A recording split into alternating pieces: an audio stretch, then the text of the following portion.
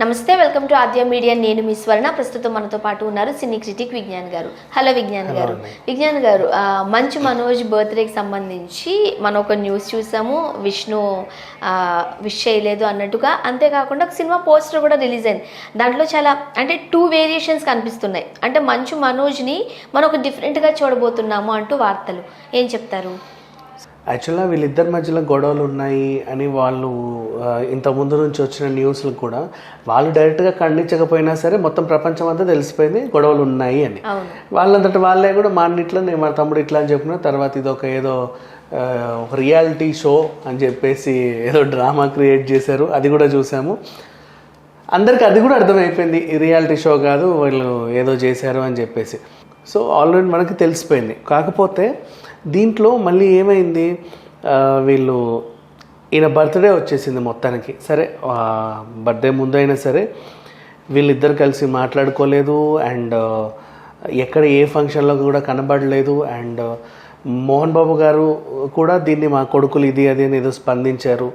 ఇట్లా ఇన్ని అయినప్పుడు సో వీళ్ళిద్దరి మధ్యలో గొడవలు ఉన్నాయని మనకైతే ఆ ఫంక్షన్ ద్వారా మొత్తం తెలిసిపోయింది. మొన్న రీసెంట్లీ రామ్ చరణ్ తేజ బర్త్డే ఫంక్షన్కి వచ్చినప్పుడు అండ్ అంతకుముందు శ్రీహరి వాళ్ళ అబ్బాయి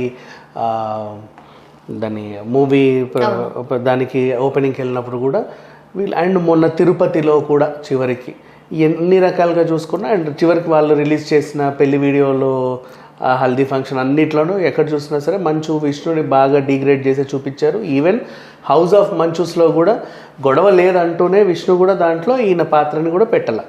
సో ఇట్లా మనకి ఒక కన్ఫర్మేషన్స్ వచ్చాయి. కానీ ఈరోజు నా బర్త్డేకి అట్లీస్ట్ విష్ చేస్తాడేమో అని అందరు చూస్తారు. నువ్వు వాడకపోయినా పర్లా సోషల్ మీడియాని, కాకపోతే నువ్వు సోషల్ మీడియాని వాడి చెప్పాల. ఏమని చెప్పెట్టాడంటే పోస్ట్ 2000 నోట్లు బ్యాన్ అయ్యాయి కదా, వెన్నెల కిషోర్ ఇంట్లో ఫుల్ డబ్బుల కట్లు ఉన్నాయి చూడండి, మరి ఆయన ఏమవుతాడో అన్నట్టుగా ఒక పోస్ట్ పెట్టాడు.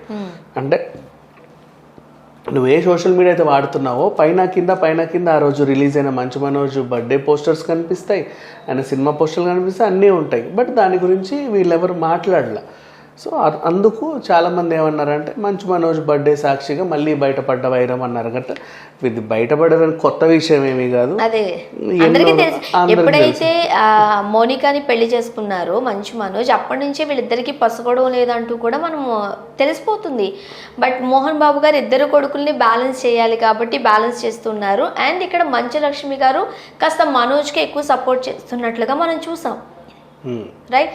సో మళ్ళీ ఈ వీళ్ళిద్దరు గొడవలకి సంబంధించి ఇది ఎట్లానే ఇంకా నానుతుందని ఇంకొకసారి తేటతెల్లమైంది. అంతే 100% అయ్యింది. అండ్ అలాగే ఇప్పుడు వాళ్ళు నెక్స్ట్ వీళ్ళు తీసే సినిమాలు కూడా ఒకవేళ మనోజ్తో ఏదన్నా సినిమా ఉంటే మంచు లక్ష్మీ ప్రసన్న పిక్చర్స్లోనే ఉంటుంది, కానీ 24 ఫ్రేమ్స్లో మాత్రం చచ్చినా ఉండదు అనేది అనుకుంటున్నారు వార్తలు. అండ్ ఇక మీదట ఎలాంటి ఫంక్షన్స్ జరిగినా నేను రాను అంటే ఏ ఫంక్షన్స్ అయినా సరే, ఎందుకంటే నేను ఎంత గట్టిగా చెప్పినా నా మాట వినకుండా అక్కడికి వెళ్ళారు మీరు, ఎంతటి ఫంక్షన్స్ జరిగినా నేను రాను, ఇంకా మీరే వెళ్ళండి, ఎందుకంటే నేను వస్తే ఒకలాగా రాకపోతే ఒకలాగా ఉంటుంది మ్యాటర్ అని చెప్పేసి ఆయన ఇంకా అలాగే ఉన్నాడు. మరి ఇంత మంకుపట్టు ఉండకూడదు మనుషులకని నాకు అనిపించింది. అదేంటో ఒక రకంగా ఉంటారు వీళ్ళు. అండ్ ఈవెన్ మనం ఎప్పుడైతే మోహన్ బాబు గురించి ఆయన చాలా స్ట్రిక్ట్, ఆయనకు అసలు ఇష్టం లేదు, అసలు ఆయన వల్లే ఏదో అయిందని మాట్లాడుకుంటున్నాం. కానీ మొన్న రిలీజ్ చేసిన వీడియోలో చూస్తే పాపం హల్దీ ఫంక్షన్ నుంచి మెహందీ ఫంక్షన్ నుంచి ఆయన ఉన్నాడు, ఆశీర్వదించాడు, అంతే అయిపోయింది. పెళ్ళికి కూడా ఆయన రాగానే ఎమోషనల్ అయిపోయింది. పాపం మా పిల్ల కూడా మొత్తం కన్నీళ్ళు పెట్టుకునే ఉంది. అంటే అసలు వాళ్ళని చూస్తే ఎవ్వరికి కూడా కోపం రావట్లా. ఇంకా ఈయన మీద రెస్పెక్ట్ పెరుగుతుంది, ఆమె మీద జాలి పెరుగుతుంది. కపుల్ చాలా బాగున్నారు అనిపిస్తుంది. అందరూ మొత్తం ప్రపంచం అంతా ఒకలాగా ఉంటే విష్ణు మాత్రమే ఎందుకు దాన్ని అపోజ్ చేస్తున్నాడు అనేది ఇప్పటికీ అర్థం కాదు. అప్పట్లో అంటే వచ్చిన వార్తల్లో మంచు విష్ణుకున్న ఆస్తి కన్నా మోనికా రెడ్డి ఆస్తి ఎక్కువ కాబట్టి అండ్ పొలిటికల్ బ్యాక్గ్రౌండ్ ఉంది కాబట్టి కాస్త జెలస్ ఫీల్ అవుతున్నాడు విష్ణు అని కూడా ఒక వార్త హల్చల్ చేసింది. అదొకటి. అండ్ ఇంకోటి, ఇప్పుడు వైఎస్ కుటుంబం నుంచి వచ్చింది వెరోనికా రెడ్డి, వైఎస్ కుటుంబం నుంచి వచ్చిందే Veronica Reddy. So Veronica Reddy YS కుటుంబం నుంచి ఉన్నప్పుడు ఆ ప్రభుత్వం అక్కడ ఉన్నప్పుడు టీడీపీ నుంచి ఆమె చెల్లిని ఈయన పెళ్లి చేసుకోవడం నాకు ఇష్టం లేదు అన్నట్లుగా మంచు అన్నారని చెప్పేసి ఇంకొంతమంది కూడా మాట్లాడారు. బట్ అందులో ఎంతవరకు నిజం ఉందంటే మోస్ట్లీ నిజం ఉందనే రాజకీయ వర్గాల్లో ఉన్న వాళ్ళు కూడా చెప్పుకొచ్చారు. కాకపోతే ఏంటంటే ఇంకొకటి, ఆస్తిలో కూడా నువ్వు ఇందాక అన్నట్టు వెరోనిక కంటే కూడా నాకు తెలిసి మౌనిక రెడ్డికే చాలా ఆస్తి ఉంది. కానీ ఈ పిల్ల అసలు ఎప్పుడు అట్లా కనబడదు. ఎంత డౌన్ టు ఎర్త్ ఉంటారంటే వాళ్ళు, అంత డౌన్ టు ఎర్త్. ఇప్పుడు మనకు వెరోనిక కానీ విష్ణుని కానీ ఎవరైనా చూస్తే వాళ్ళు ఏదో మేము రిచెస్ట్ కిడ్స్ అన్నట్టుగా, అంటే ఆ లుక్ తెలిసిపోతుంది వాళ్ళ దాంట్లో. కానీ మౌనిక ఎంత సింపుల్ అంటే అంత సింపుల్గా ఉంటుంది. అండ్ ఆ వెనకాల చాలా కోట్ల ఆశ ఉంది. వాళ్ళ అక్క ఎక్స్ మినిస్టర్, అండ్ వాళ్ళకి లేని ల్యాండ్లు లేవు, వాళ్ళకి లేని ఇది లేదు అది లేదు, అన్నీ ఉన్నాయి. అండ్ ఇంకొకటి ఆళ్ళగడ్డ మొత్తం వాళ్ళ వెనకాల ఉంది. కర్నూలు అదంతా రాయలసీమ అంతా కూడా.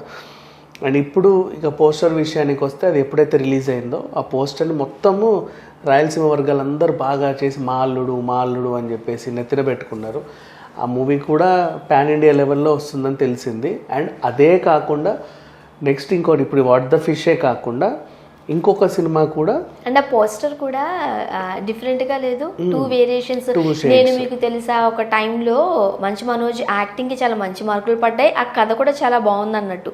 ఇప్పుడు వాట్ ఫిష్ అన్న దానికి కూడా ఇలాంటి మార్కులే పడుతున్నాయి. అంటే ఒక డిఫరెంట్ జోనర్లో మంచు మనోజ్ వెళ్దాం అనుకుంటున్నాడు అన్నట్టు. అవును. అండ్ నెక్స్ట్ ఇంకొకటి, అలాగే ఒక పాన్ ఇండియా సినిమా కూడా తీస్తున్నారని వీళ్ళే అటు మన భూమా వాళ్ళే ప్రొడ్యూస్ చేస్తున్నారు, వాళ్ళ అనుబంధ సంస్థలతో, తెలిసిన నిర్మాతలతో, వాళ్ళతో వీళ్ళతో వాళ్ళు ఫండింగ్ చేస్తూ, అంటే ప్రత్యక్షంగా కాకుండా పరోక్షంగా వెనుకుంటూ. ఇప్పుడు ఎలాగైతే వారసత్వ కిడ్స్ అందరూ కూడా పాన్ ఇండియా లెవెల్కి వెళ్ళారో, ఇప్పుడు కృష్ణంరాజు ఫ్యామిలీ నుంచి ప్రభాస్, ఎన్టీఆర్ ఫ్యామిలీ నుంచి ఎన్టీఆర్, అలాగే చిరంజీవి ఫ్యామిలీ నుంచి రామ్ చరణ్, మొన్న అక్కినేని నుంచి అఖిల్ వచ్చినప్పటికీ, అంటే హిట్ అవ్వకపోయినా పాన్ ఇండియా లెవెల్కి అయితే వచ్చాడు కదా. ఇట్లా పాన్ ఇండియా లెవెల్కి వెళ్తే మంచు వారసత్వం నుంచి కూడా పాన్ ఇండియా స్టార్స్ ఎందుకు అవ్వకూడదు అని చెప్పేసి ఒక వర్గం ఉంది. విష్ణు అంటావా, ఆయన పాన్ ఇండియా ఫస్ట్ ఆయన మీద ఆయనకే నమ్మకం ఉండదు. సో 100 కోట్లు నా మీద పెడితే నాకే లాస్ అనే విషయం వాళ్ళకి తెలుసు. అందుకని చెప్పి ఆయన జాగ్రత్తగా ఉంటాడు. కానీ మనోజ్ అట్లా కాదు. మనోజ్కి ఉన్న టాలెంట్కి, కథ ఎంపిక విషయానికి, స్టోరీ దీనికి ఆయనకి మంచి పట్టుంది కథ మీద. నెక్స్ట్ అలాగే ఆయన మీద పెట్టుబడి పెట్టడానికి కూడా ఇప్పుడు ఒక పెద్ద వర్గం ఉంది. దాన్ని ముందుండి నడిపించడానికి కూడా మొత్తం రాయలసీమ అంతా ఆయన ఫ్యాన్స్ లాగా ఉన్నారు. మన భారీ పరంగా కూడా విష్ణు కన్నా మనోజ్కి ఎక్కువ మార్కులు. విష్ణు కన్నా అంటే అది ఇంకా ఈయన అవమానించినట్టే ఆయనతో పోలిస్తే. ఇంకా యాక్టింగ్ గురించి మాట్లాడాలంటే విష్ణు యాక్టింగ్ గురించి ఇంకా మాట్లాడాల్సిన అవసరం లేదు. సో మనోజ్కి ఇప్పుడు పెద్ద బలగం ఉంది. ఈయన కూడా నెక్స్ట్ ఒక పాన్ ఇండియా లెవెల్లో ఒక 300 కోట్లు 200 కోట్లు పెట్టి బడ్జెట్ పెట్టి సినిమా తీస్తున్నారు. ఆ సినిమా భవిష్యత్తు ఇప్పుడు రిలీజ్ అయిన పోస్టర్ మీద ఉంటుంది. ఇది కనుక ఎక్కువ వసూలు చేస్తే అది పాన్ ఇండియా లెవెల్లో ఉంటుంది. ఇది జరిగింది. చూడాలి ఏం జరగబోతుంది. Thank you so much.